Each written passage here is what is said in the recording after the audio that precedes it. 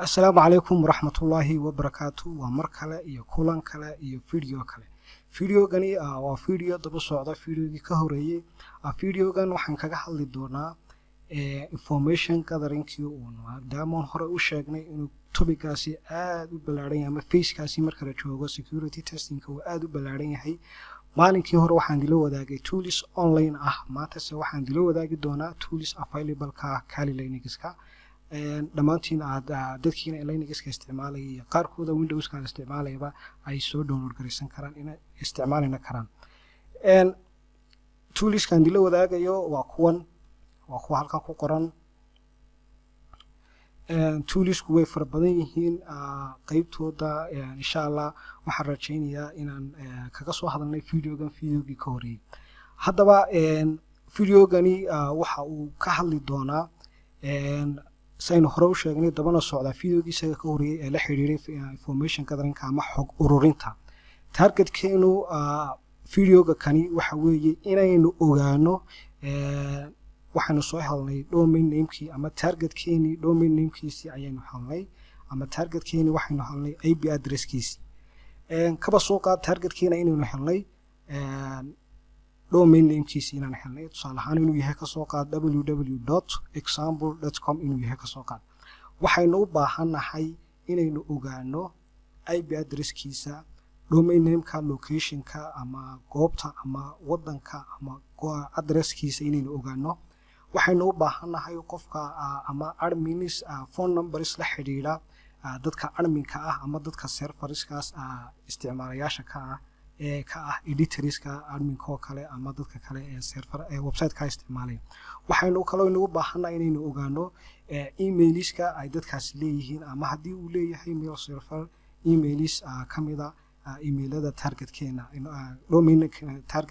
domain name-keena targetka inoo emails lagu isticmaalayo sidoo kale waxaynu u baahanahay DNS server nameska ayaynu u baahanahay iyo waliba IP addresskooda kuna waa goolkeena waa halka aynu u socono waa informationka iyo xogta aynu urureyno weeyaan maxaynu ugu baahanahay haddaba qodobka koowaad waxa weeye haddii aynu helno IP addresskii oo kale ama phone numberkii oo kale ama emailadii mid kamid haddii aynu helno waxaanu samayn karnaa social engineering attack ama attack loo yaqaano social engineering ayaynu samayn karnaa sometimes haddii phone numberkaaga helo word dialing attack wax attack loo yaqaano ayaa la sameeyaa ama waxa macquula inaynu sameeyno physical attack inaynu sameeyno maaha inaynu budiyo dhagax iyo qori qaadanayno oo dul tagayno laakiin mid kale oo isna attack oo isna physical ayaynu samayn karnaa haddii aynu helno location-ka targetkeena sidoo kale maxaynu ka raadinaynaa inaynu ogaano subdomainska waliba waxaynu rabnaa inaynu ogaano subdomainska waxa weeyaan waxa loo yaqaanaa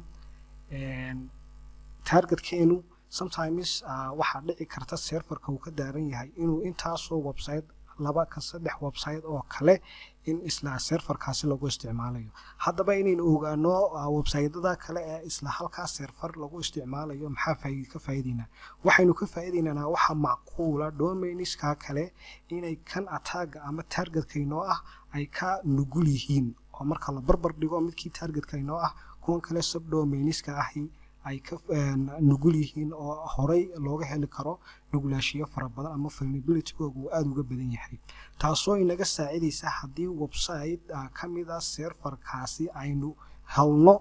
nugulaashiyihiisa ama aynu awood u yeelano inaynu website-kaasi aynu galno waxa inoo fududaanaysa kii kale targetkeeniina inaynu aynu u samayno ama attacking-keeni aynu soconay aynu ku samayno maadaama wuxuu hal server ka daaran yahay waxa kale oo aynu ugu baahanahay DNS-ka sometimes waxa la sameeyaa brute force attack oo nooci passwordska usernames ayaynu samaysanaa passwords markaynu ogaano DNS-ka aynu ku tijaabino sidoo kale DNS-yada sababtaynu ugu baahanahay inaynu ogaano waxa kamid in serviceska ay DNS-yada ay isticmaalayaan inuu qaarkood ay aad u nugul yihiin okay haddaba tools fara badan ayaynu isticmaalaynaa 6 tool ayaynu rabaa inaan dilo wadaago guud ahaantii inoo fududeynaya information-kan goolkeena inaynu helno toolka koowaad waxa loo yaqaanaa whois baa loo yaqaanaa waa whois ayaa loo yaqaanaa DNS enumeration ayaa loo yaqaanaa kan laakiin DNS enum ayaa loo soo gaabiyey DNS recon ayaa loo yaqaanaa fierce ayaa loo yaqaanaa trace root ama tracers ayaa loo yaqaanaa kuwan markaa waxay ka mid yihiin tooliska aynu caawa idinla wadaagi doono. kani ujeedada ugu weyn aanu isticmaalayno Whoiska waxa weeyaan inaynu Whoisku waa protocol weeye kaasoo internetka ka dhex raadiya Whois database oo lagu kaydiyo dhammaan internetada ama domainiska internetka available-ka ka ah. qodobka koowaad haddaba aan u baahanahay waxa weeyaan inaynu isticmaalno isla toolkaasi imika aynu ka soo hadlaynay ee loo yaqaano magaciisa Whois oo ka koowaad inoo ah.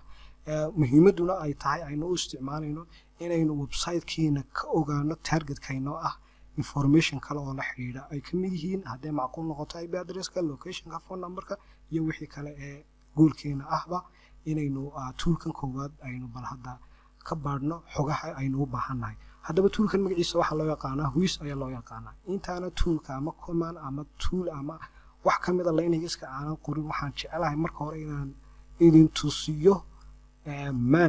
man waxa loo yaqaanaa waa manual ayaa loo yaqaanaa waa meel inaga caawisa Linux-ka inaynu ku barano commands-ka lagu isticmaalayo. imika man haddii aan ka horeysiiyo Whois waxaad arki doontaa dhammaan command-ka loo yaqaano Whois waxa uu yahay description ku saabsan iyo waxa loo isticmaali karo. waxa loo isticmaali karo waa optionskiisa waa kuwan intan oo dhan ayaa optionskiisa ah.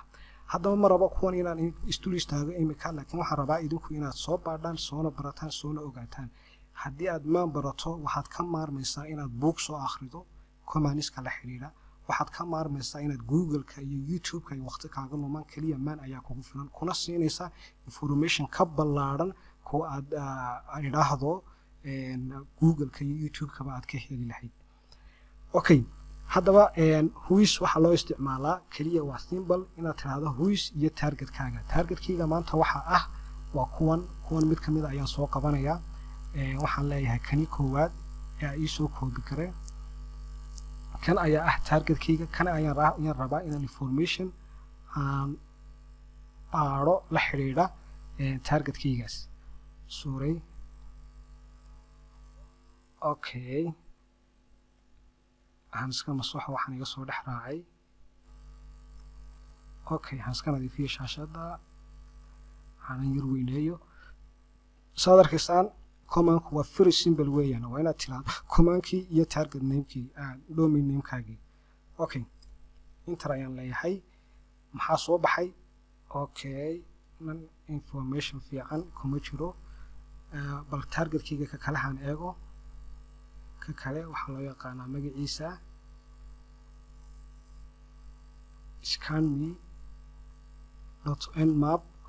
scanme.nmap.org. okay still ma hayno. balka saddexaadaan eego information aan dila wadaago oo micnale ayaan rabaa mid ina siinaya. kani kalahaan eego intaraan idhaahdo yes waa kan information-kaan u baahanay. information-kaan u baahanay maxaa ka mid ahaa domain name-kii inter ayaan leeyahay. okay kani ayaa siinaya information-ku siinaya bal haddaan dul istaago waa kan koowaade wuxuu siinayaa server-kii wuxuu siiyey server-kii laga soo qabtay. okay wuxuu siiyey date-kii la create gareeyay information-ka intaa leg ayuu siiyey. wuxuu siiyey name servers ayuu siiyey waa domainiskii weeyaan. waxa uu siiyey midda kale registration number-kaas ayaan ka helay. okay information-kaan ka helo kale maxaa ka mid ah adigu information-kaas ayuu siiyey. information-kan aan siiyey waxa ka mid ah waqtigii la sameeyey iyo information-kaad halkaa ku arkayso. haddaba maxaan uga socdaa? waxaan uga socdaa target-kaygu imika waxa uu ahaa inaan xogo ka helo IP address-ka, location-ka, phone number-ka, email-ka. haddii uu toolkan imika i caawin waayey bal haan isku dayo options kale oo available-ka isla toolkan options kale oo available-ka oon isticmaali karo haan ogaado. waa kuwan help haddaan u baahanay imika tanaan kusoo dhuftay weeyaan version-ka -l waxaa loo isticmaalaa level one level less specific match. okay uma baahni. haddaba waxaanoo option waa leeyahay dhammaantii waanaad ku search garan kartaa dhammaan maxay ahaydeen target-kiina ama waxyaalahaad rabtaba inaad search garayso aad rabto information inaad ka baadho. haddaba waxaan rabaa imika inaan toolkii labaad ee kaa ku xigay inaan soo qabto magaciisana waxaa loo yaqaanaa DNS enumeration ayaa loo yaqaanaa. kani muxuu siinayaa? kani wuxuu siinayaa name serveradii ayuu siinayaa addresskoogii buu siinayaa. midda kale wuxuu sameynayaa google scrappingka waxyaalihii loo yaqaanay ee queryga lagu sameynayay oo extraaya oo weliba aynu ku heli karno subdomainska ama kuwii aynu sheegaynay waa serverkii website-ada kale targetkeena aan ahayn isla serverkaas ka rangaraysan. sidee lagu ogaan karaa? adigoo isticmaalaya waxaad ku ogaan kartaa markani adigoo isticmaalaya google search buttonka haddii inta kale ee serveris ah websites ayaan ka wada domains ah ee isla serverka targetkaya ah ka rangaraysan. test php kan ayuu soo qabtay test php anu test php kan u baahnay maahayn laakiin waxa kale oo uu soo qabtay waxa weeyaan information ka ballaaran ee targetkayga isla serverka ay isku midka yihiin ka daaran. haddaba toolkani loo yaqaano DNS Enum wuxuu isiinayaa isla queryga ayuu si automatically isagu u sameynaya gudihiisa. toolka magaciisa waxa loo yaqaanaa DNS Enum ayaa loo yaqaanaa. sida caadada ah markaynu maankiisa tagno waxaa la leeyahay isaga laftirkiisa information fara badan oo la xiriira waxyaabuhu sameynayo waxa kamid ah host address ka ayuu siinaya, name server ka ayuu siinaya, mx record ka ayuu siinaya, extra names la xiriira google queryga inta aan idinku tusay node-ka oo kuwa dhammaan maanka ku wada qoran. okay ana meel kale wax kama soo qaada ee maankaas baan idin soo qaadaa. haddaba DNS Enum-ka sidee loo isticmaalaya? waxaa loo isticmaalayaa symbol waxaa leedahay DNS Enum deeto target yaad gelinaysaa targetkaaga ayaad gelinaysaa domain name-ka ah ama IP address-ka iyo soo qaad targetka ka saddexaad qaabka information uu iga siinayaa wuxuu iga siinayaa path aan yiraahdo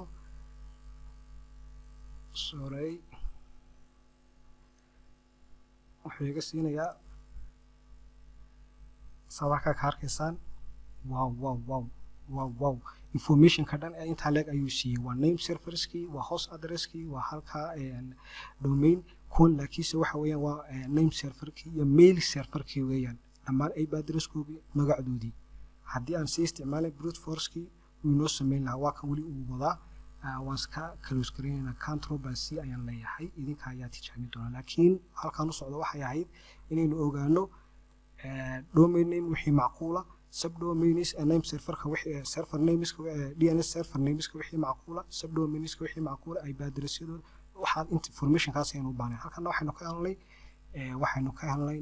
name serverska ayaynu ka helnay, mail serverska ayaynu helnay, waxa kaloo helnay IP addresskoodii. okay toolkaasina waxa loo yaqaanaa magaciisa DNS Enum ayaa loo yaqaanaa. DNS Recon mid kaloo la yiraahdo ayaa jira. isna information inaga siinaya DNS kaas isaga laftirkiisa haddii aan booqdo waxaad helaysaa information ballaaran oo ku saabsan command-kaas. okay han yiraahdo DNS Recon qaabkee loo isticmaalayaa domain name-kii geli domain name-kii koowaad waa kan intan waxaad iga bedeshaa DNS Recon -d baan inaaway oo tilmaamaysa domain name-ka -d waxay tilmaamaysaa domain name-ka ayay tilmaamaysaa. okay wow isna wuxuu siinayaa information-ka dhan ee intaa leeg ayuu siinayaa information-kaas ayuu siinayaa. so waxaan ka wadaa toolskaas information-kay ku siinayaan waa isbarbardhigi adigu markaa intii macquulka kugu dhow ayaad qaadan ama kulligood waxay ku siinayaan waa information midba wuxuu ku maxayna ku siinayaan information una ka kala ku siin wax macquul ah in information isku siiyaan isku mid noqdaan mx-kii ns-kii mx-ku mailkii buu ahaa. okay iyo name-koogii iyo IP address-koogii IP version 6-kii ayaa xataa ku siinayaa. okay toolka kale ee u socdo inaynu isticmaalno ama qaabka loo isticmaalayo aynu barano toolka waxa loo isticmaalay DNS-ka wuxuu ahaa waa simple Python script weeyaan kaasoo information naga siinaya laftirkiisu DNS-ka first-ka isaga laftirkiisu waa mid aad useful u ah. okay waxaan leeyahay targetkaygu mee google-ka markaan ka soo qaaday inuu yahay google.com aan una sheego domain name-ka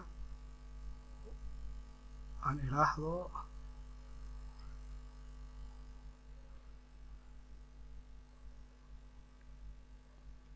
very good information kaas ayuu siinaya isaga laftarkiisu aad buu useful u yahay aad bana loo isticmaalaa haddaad u baahato xog fara badan oo isaga kusii saabsan waxaad tegiysaan hore u sheegnay man ayaa tegi doontaa okay isaga laftarkiisana qaabkaas ayaa loo isticmaalaa waa symbol weeyaan ka kale ku xiga waa maxay waa trace route weeyaan ama trace cert sometimes waxaynu u baahanahay halka aynu joogniga targetkeena distance intee leg ayaa noo dhexeeya intee hub ayaa noo dhexeeya intee router ayaa noo dhexeeya saynu haddaba taa u ogaano waxay naga caawinaya car lineageska markaynu joogno trace route midka loo yaqaano markan google-ka ayaan soo qabanaya google-ka imse hub ayaa noo dhexeeya dhammaan IP addressadooda ayuu ku siinaya dhammaan IP addresskooda ayuu ku siinaya hadduu soo dhigo dotcodkaasi micnaheedu waxa weeyaan ma awoodo ama lama arkayo haddaba waxa kaloon uga faa'iidaysanayaa marka la joogo inaynu ogaano inta hub ama inta distance-ka inoo dhexeeya ee routers ah inta hub ay inoo dhexeeya targetkeena waxaa sidoo kale la isticmaalaa windowskana waa la isticmaalaa command-ka la isticmaalana waxaa loo yaqaanaa trace cert ayaa loo yaqaanaa google.com ayaan leeyahay ma rabo inaan IP address-yadeeda aad aragtaan laakiin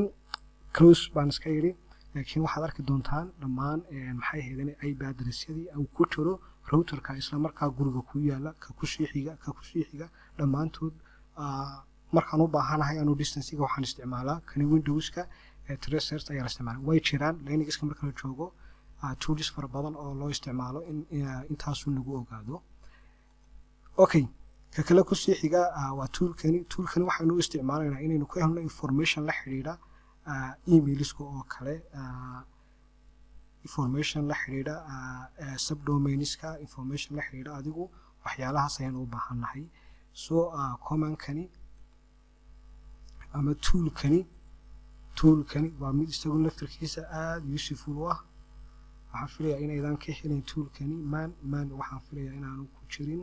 laakiin haddaad update garaysaan man waad ka helaysaan midda kale waa updated hta dhexda ah capital ayaad ka dhigaysaan sidoo kale waxyaalo loo isticmaalo ayuu leeyahay oo options leh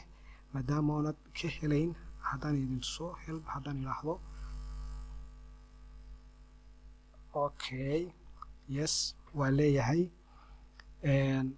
optionska la isticmaalo isaga waxaa ka mid ah d oo domain name-ka iyo waxa ugu muhiimsan idin tusi lahaa b oo source-ga ah harangareeyo hal command oo isaga ku saabsan waxaan soo qabanayaa waxaan soo qabanayaa targetyadeedii mid ka mid ah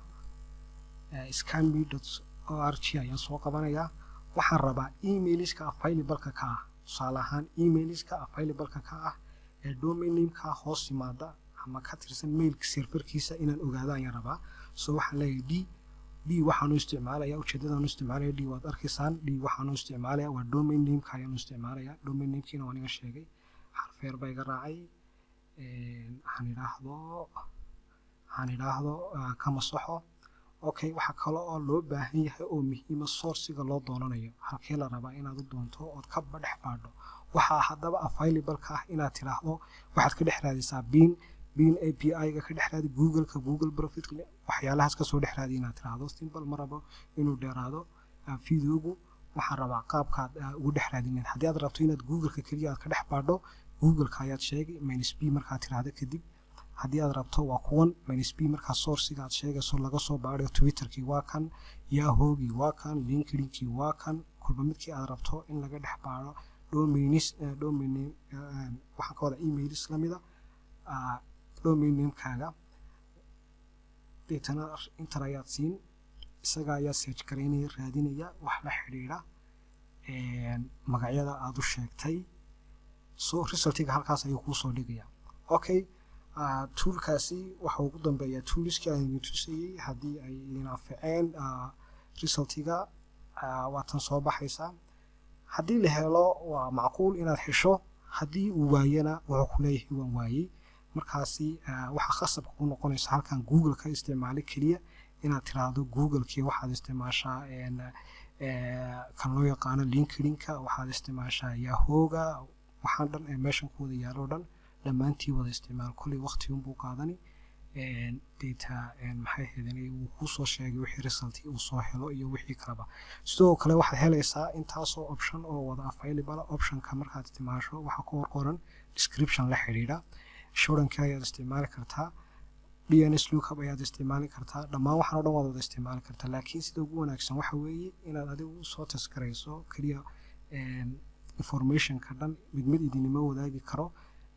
intii useful ay la isticmaalo waan dila wadaagi inaad soo taskarayso dhammaantii aad soo wada baadhisa waa wax adiga kugu xiran oo adigu soo baari karto okay muxuu leeyahay google-ka lama helin wax email ama hostisa oo la xiriira targetkaagan aad gelisay haddii uu soo heli lahaa wax subdomains uu noo sheegi lahaa haddii emailis uu helo la xiriira tusaale ahaan oo kale scan me baan geliyey khadar.nmap.org hadduu heli lahaa uu soo qaban lahaa hadduu IP address la xiriira targetkayga heli lahaa uu soo qaban lahaa haddii uu waayo macnaheedu waxa weeyaan kulay toolkuba waayay oo targetkaaga ama haddaan rabno xirfadeena inaynu kor qaadno intaasoo website oo kale aynu ku tijaabin karnaa soo waxaan leeyahay assalaamu calaykum waraxmatullaahi wabarakaatu waxaan filayaa inay wuxuun aad ka faa'iideen cashirkani caawa aan dila wadaagayay haddii aad horey u taqaanina ay ku noqon doonto xasuusin haddanaad horey u aqoonna ay tahay xirfado ama skills aynu u baahannahay inaynu kor u qaadno ama aynu wax ka ogaano assalaamu calaykum waraxmatullaahi wabarakaatu